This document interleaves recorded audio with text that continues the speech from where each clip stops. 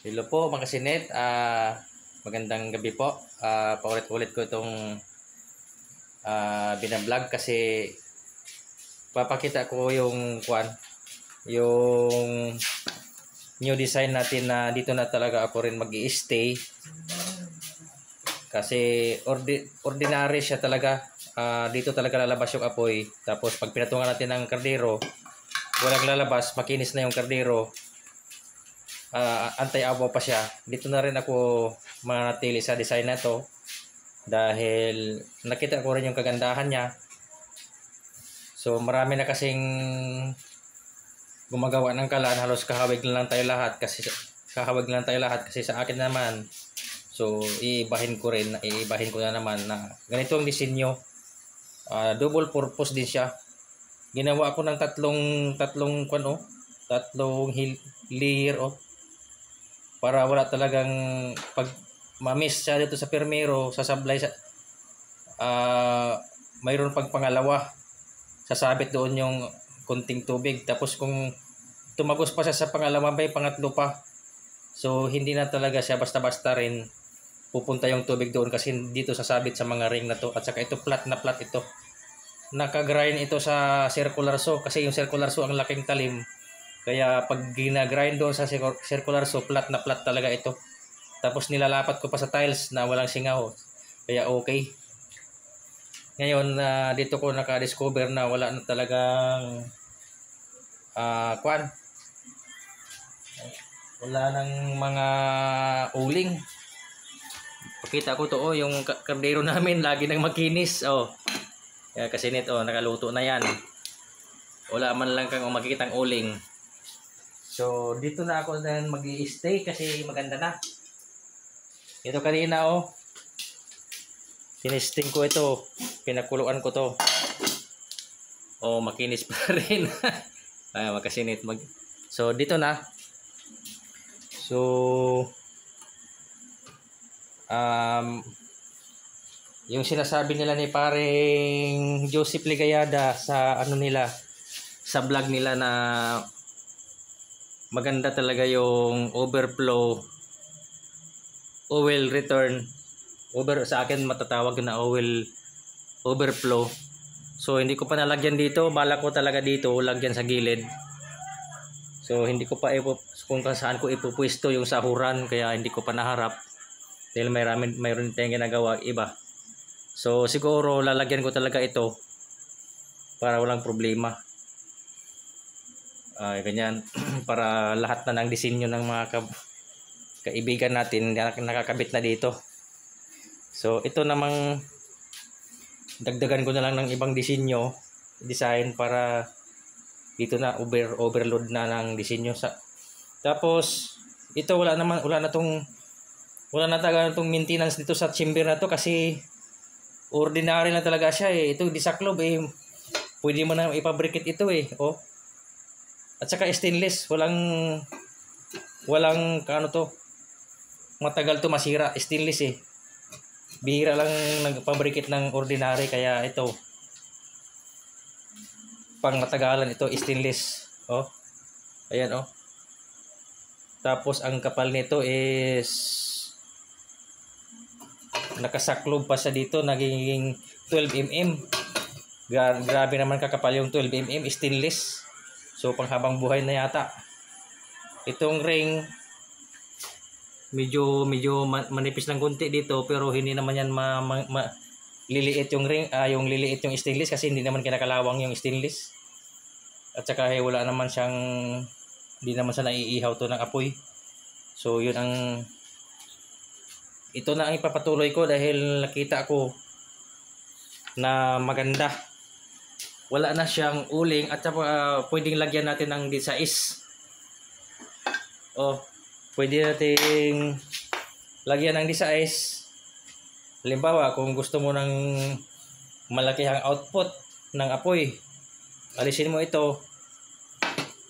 Tapos kung mayroong okasyon, handaan, ito ilalagay mong D6. Ito lang dalawa na to, okay na ako. Masaya na ako dito sa natuklasan ko. Yan salpak natin yung D6. mayroon siyang mga ukit-ukit kasi dito sa dalawang ukit na to, carbon breaker at saka spark plug. Sa kabila naman yung dalawa ng langis. So pag nilagyan ko pa ng overflow, marami nang hiwa-hiwa diyan. Tatanda na sa hiwa-hiwa. So ngayon, sasalpak natin yung D6. Oh, yan na. Tapos tapos yung nozzle niya, para dito lang yun. Yung nozzle na yan, para dito. Kaya kung nagpalit ka na naman ng chamber, palitan mo na siya ng nozzle. Kasi ito, pang malakasan ito. 8 distractor na nagkatabi, nagkasalubong. Yan. So, pakita lang natin na itong dalawa na to, puro na ordinary, wala nang splash proof doon. Hindi na siguro ako gagawa ng splash proof kasi parang ano na tayo eh. Wala na tayong kontento. Hindi na tayo makontento sa kalan natin pag gagawa pa tayo ng sobrang dami. Ito ayos na to kasi mula sa 4, wala ka nang aalalahanin pang gagawa ka pa ng isang kalan na D6 para sa pangmalakasan. Ito salpakan mo lang ng D6 output, salpakan mo lang ng nozzle na ganito, lakas na ng apoy. Talagang sipag-apawa na dito, kaya okay na sa akin ito na ganitong disenyo na natuklasan ko na pwede sa dalawang chamber. Itong 4, salpakan mo siya ng D6, okay na. So dito na ako mag-stay. Wala na sigurong babaguhin ako. Wala nang hihigit dito kasi wala na. Mahirap nang pabago-bago tayo.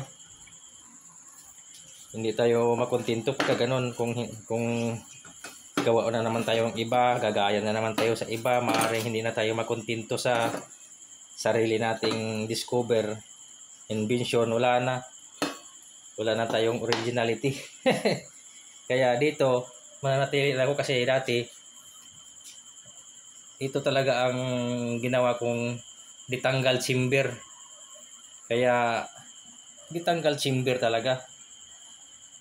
So ganun ang dati, ditanggal chamber, expose yung apoy. Ngayon ditanggal chamber, nakatago na yung apoy. Mayroon na rin siyang protection, anti-apaw. Kaya mga kasinet, dito na siguro ako mananatili dahil nakita ko naman ang kagandahan na ang kardero namin hindi na nangingitim, wala nang huhugasan. Oo, ganyan sinubukan ko talagang binaping para makita yung kung nangingitim ba siya. Wala naman. So effective. So ito, pag binalahan mo lang na ganito, open talaga, mangingitim ang kaldero. Para lang ito sa kawali. Ito pag nagsaing ka. At saka dito, kahit nagpiprito ng malaki ang kawali, ito 0.30, mahigit 12 inches ito pasok yan. Kahit magprito ka pa ng malalaking isda. Kasi super init dito kasi nakakulog siya. Talagang mataas yung temperature. So punta tayo naman sa paliabi natin sa igniter. So mga kasinit, okay na ako dito. So kung gusto niyo rin ito, lalagay ko yung presyo nito sa kasi wala naman din akong katulad. Hindi na karamihan naman dyan sa iba nating kasamahan, pares-pares lang yung mukha ng kalan. So maaari siguro hindi i-expose yung presyo. Sa akin naman ibang design talaga ito. Wala naman itong katulad din. Pwede rin kong i-expose yung presyo kasi hindi ako natutuntun nung nagtatanong. Hindi ako matutuntun kung sa messenger account ko, kaya i-plus ko na lang din yung presyo nito para kahit sabihin natin mabulgar, kaso lang wala naman din katulad na ganitong design. Buti kung may katulad ng ganitong design, maaring itago ko rin ang presyo, pero wala naman katulad. Nag-iisa naman din ako ng ganitong style, pwede na ko na rin ilagay yung presyo para para madaling tingnan sa mga tao kung magustuhan nila o hindi, kung namahalan sila o na namahalan ba sila o okay lang din sa kanila na ganito. Kasi stainless naman din. So ipakita ko na lang yung presyo ganun kasi net. Bahala na lang kayo dyan. Dahil wala naman din katulad siya.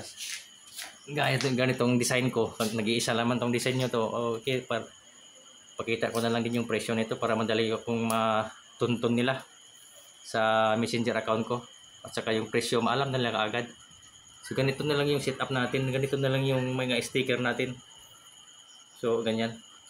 So paandarin natin sa pamagitan ng igniter para makita sa mga viewers na kakaiba rin. Minsan hindi maiwasan na masablay tayo, wala tayong pagsindi. So sa pamagitan dito, kasi dinadala to sa camping mga kasinit. Subukan na to. Kung mawala kang lighter na dala, nakalimutan mo, okay, may dala ka lang ng gasolina, huwag mong kalimutan. So sa pamagitan ng igniter mag-function. So tingnan niyo mga kasinit,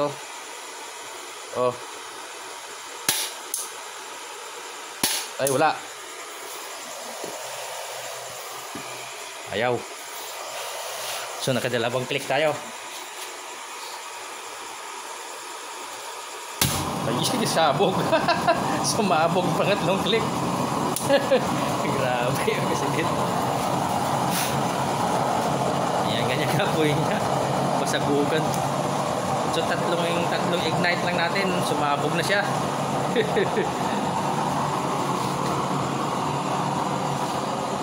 Ganyan mga kasinit. Yung apoy na yan, revolution kaagad yan.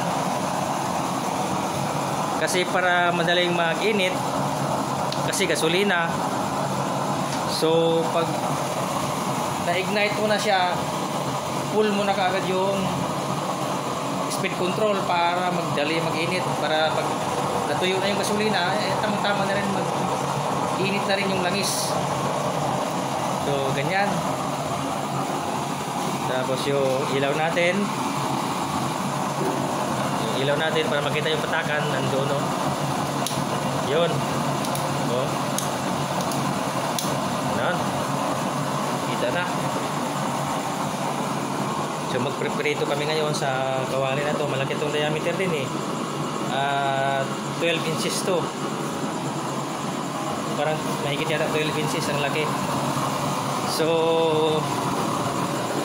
yun lang kasi nito, kita ko na talagang maglalagay tayo dito ng overflowing oil para wala nang problema lahat na kahit pabayaan mo na. Kasi yun din yung tuklas ni paring Joseph Ligayada. So karga na lahat dito yung lahat ng mga technology ng mga natin. Kasamahan natin, karga na lahat. Tingnan nyo kasi nito. Bago siya bumaba, init na yung chamber. Tuloy-tuloy na rin yung apoy. So ganyan yung design natin ngayon. So maaaring sa Facebook makikita niyo yung presyo nito. Sa Facebook ko na lang i-plus yung presyo nito kasi pag sa YouTube parang medyo open masyado. Abangan dito na lang sa Facebook ko i-open yung nito, i-plus yung presyo kasi kakaiba to. Hindi na, wala namang kagaya sa manggagawa natin kasamahan, wala namang kagaya din ito. Nag-iisa naman akong ganitong itsura. So pakita ko na lang yung presyo para madali akong hanapin nila, madali nilang makikita kasi daming nagtatanong. Hindi naman nila ako mahanap sa sa messenger. Tinuturo ko na nga yung messenger ko. Yan yung messenger account ko. So kasi pag na-type nyo ito mag-search kayo sa messenger, ito ang pangalan ko. Pag na-type nyo ito, lalabas na doon yung messenger account ko doon, yung dalawa kami ng misis ko. Pag natagpuan nyo yung makasinit, yun yung account ko. Doon ko kayo sasagutin. Kaya huwag nyo kalimutan yan. I-search nyo sa messenger. Yan yung account ko sa messenger. So kaya nakalagay yung pangalan ko dyan. itong mga sticker na to, pinagawa ko to sa ano, printing press ang gumagawa ng mga sticker. Yan. So huwag nyo kong kalimutan kasi net, yan ang i-search nyo sa Messenger, doon nyo po matagpuan. O tinan nyo kasi nito, halos hindi na bumaba yung apoy, nag-accelerate na talaga siya. Basta pag open nyo, pull na lang nyo kaagad yung blower, wala nang baba ng ano, hindi na ganong bumababa yung apoy, dire-diretso na siya. Yan o, dire-diretso naman na. Yan yung kagandahan natin kung para sa gasol na dire-diretso, hindi yung bababa pa siya.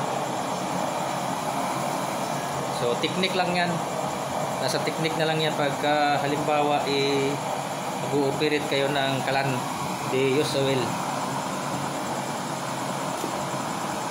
So ito mga kasinit, pag nakita nyo, akala natin na ito mabilis gawin. So ito ano talaga to, napakabuting-ting talaga trabahuin ito. Halos 4 na araw ang nakonsumo ditong araw pag ginawa itong ganitong style. Kaya mayroon din tayong labor cost dito na nakapatong talaga, kasi hindi naman basta-basta na tatawaran lang tayo. Alam ko naman na sa Shopee, sa Lazada, nagbabagsakan ng presyo ngayon. Sobrang baba na, napuno na yung Shopee ngayon, at sa Lazada napuno na ng kalan. Balang araw wala nang wala nang bibili ng kalan kasi napuno na yung Pilipinas ng kalan.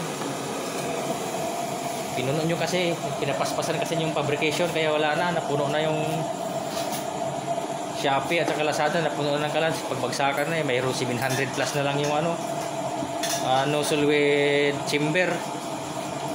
Naka-assembly na, biruin mo yung ganon, wala na, panalo na sila. Kaso lang minsan yung mga hindi pa gaanong upgrade, may nakausap ako na ni-repair pa niya, makabinta lang, hindi gaano upgraded, hindi pa gaanong tested. Yun ang nangyari, na-repair tuloy. Kaya yun ang mahirap ganon. Dapat kung nagbinta rin kayo, yung okay na, yung tested na, wala nang content, hindi na magrereklamo yung makabili sa Lazada. Kasi wala na, pag nabili mo sa Lazada, wala ka nang tatanungin na pangalan dun o kaya sa pwede mo nang matanong yung mismong sinong nagbinta nun, sinong seller, mayroon yung ano dun kaso lang mahirap ka lang sagutin. Kaya makasinit, kaya ako hindi na ako magbinta sa Lazada, dito na lang sa online. Kung mayroong papatol, kung wala, di okay lang din. Marami naman tayo ding sideline sa labas. So pakita ko kasi net kung ano ba yung functionable ng function ng sinasabi kong oil regulate water separator. Yan, effective talaga itong water separator, kasi nakarelate din ako sa pangalan na yan, water separator. Kasi mga anak ko nag-aaral din ng seaman, kaya sa barko mayroon silang tinatawag na water separator doon sa air cooling ng main engine. Mayroon doon na tinatawag nilang water separator, at saka yun, yung miskatching, dalawang pangalan doon Kaya tingnan nyo kasi net, yung label ng kwan na yan, silver at saka orange, nasa ilalim ng tubo, para magiging water separator. At saka latak, mga latak nandyan nakatira ngayon. Kung sakaling ang langis ninyong nabibili ay sobrang dumi, may tubig-tubig pa dahil nakaraan yung tag-ulan, dito mag-i-stay. Kaya sa akin yung chamber na yan, detachable yan, natatanggal yan.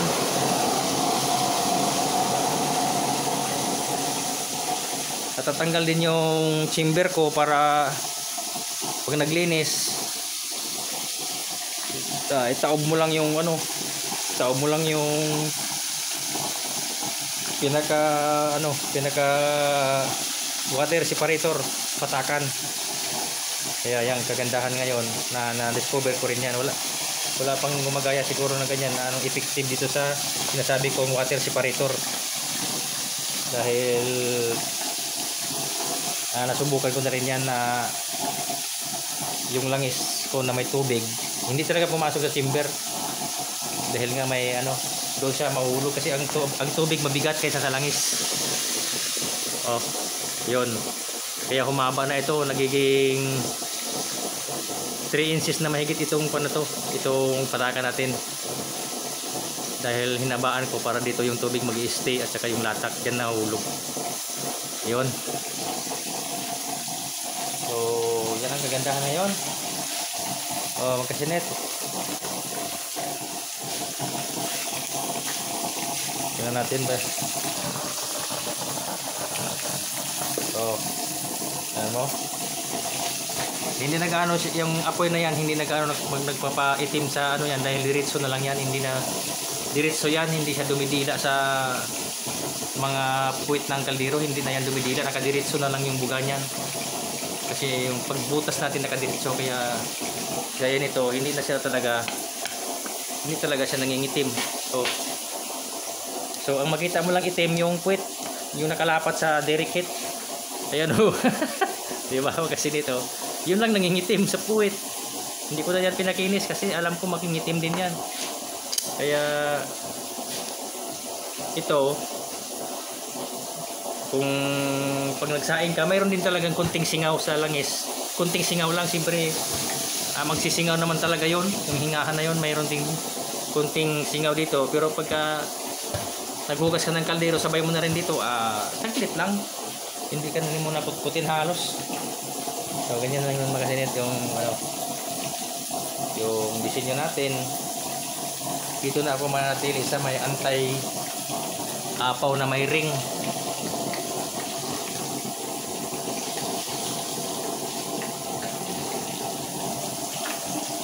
Tapos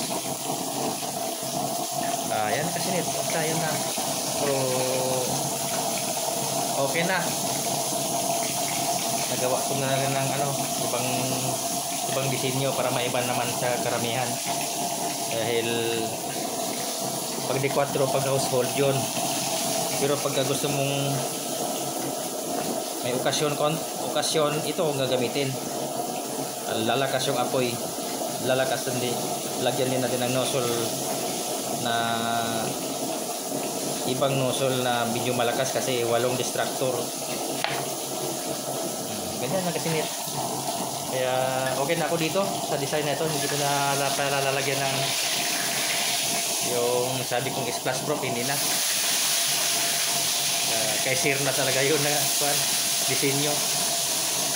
Okay na ako dito. So hanggang dito na lang po mga kasinit. So maraming salamat sa ating lahat and God bless.